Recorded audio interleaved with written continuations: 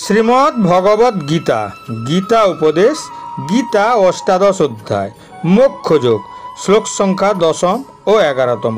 শ্রীকৃষ্ণ বলেছেন যে কেউ যদি তার কর্মের ফলাফলের প্রতি আসক্তি ত্যাগ করে তবে তাকে সম্পূর্ণ ত্যাগী হিসাবে বিবেচনা করা যেতে পারে।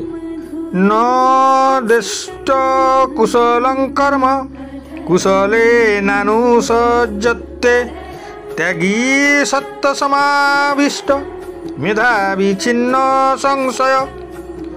সত্যগুণে আবিষ্ট, মেধাবী ও সমস্ত সংশয় ছিন্ন ত্যাগী অশুভ কর্মে বিদ্বেষ করেন না এবং শুভ কর্মে আসক্ত হন না।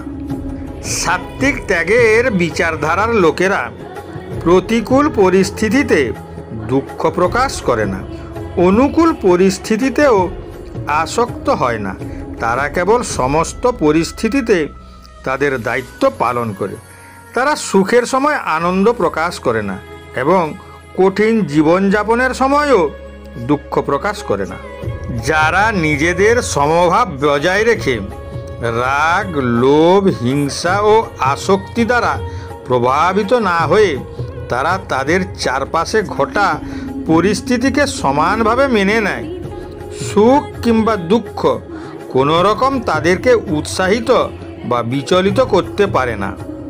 যারা অশুভ কাজকে বিদ্বেষ করে না, আবার কোনো কর্মকে প্রিয় ও শুভ মনে করে সেই কর্মে লিপ্ত হয় না, তারাই প্রকৃতই ত্যাগী। তারা সাত্ত্বিক গুণাবলীতে সমৃদ্ধ এবং কর্মের প্রকৃতি সম্পর্কে তাদের কোনো সন্দেহ নেই। নাহি দেহভৃত্তা শক্যং ত্যক্তুং কর্মান্যশেষত যস্তু কর্মফলত্যাগীস ত্যাগিত্বভিধীয়তে।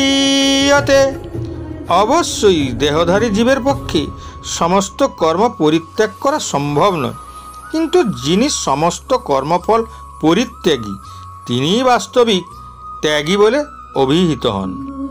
এখানে এই যুক্তি পোষণ করা যেতে পারে যে কর্মের ফল পরিত্যাগ না করে সব কাজ ত্যাগ করাই উত্তম, কারণ এতে ধ্যান ও মননের কোনো বাধা সৃষ্টি হবে না। শ্রীকৃষ্ণ এটিকে সম্ভাব্য বিকল্প হিসাবে প্রত্যাখ্যান করেছেন এবং তিনি বলেছেন যে মূর্ত আত্মার পক্ষে সম্পূর্ণ নিষ্ক্রিয় অবস্থায় থাকা অসম্ভব। প্রত্যেককে শরীরের যত্ন নেওয়ার জন্য খাওয়া, স্নান, ঘুম ইত্যাদি মৌলিক কাজগুলি করতে হয়। এছাড়া দাঁড়ানো, বসা, চিন্তা করা, হাঁটা, কথা বলা ইত্যাদি কাজ এড়ানো যাবে না। আমরা যদি বাহ্যিকভাবে কর্মের ত্যাগকে ত্যাগ হিসাবে বিবেচনা করি তবে কেউ কখনো সত্যই ত্যাগী হতে পারে না। শ্রীকৃষ্ণ এখানে বলেছেন যে কেউ যদি তার কর্মের ফলাফলের প্রতি আসক্তি ত্যাগ করে তবে তাকে সম্পূর্ণ ত্যাগী হিসাবে বিবেচনা করা যেতে পারে।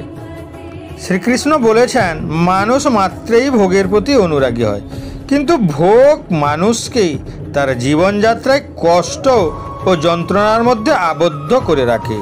যারা এটা বুঝতে পারে তারা পার্থিব ও ইন্দ্রিয় সুখভোগকে বর্জন করে। তাই যারা সমস্ত কর্মফল ত্যাগ করতে পারে তারাই প্রকৃত ত্যাগী।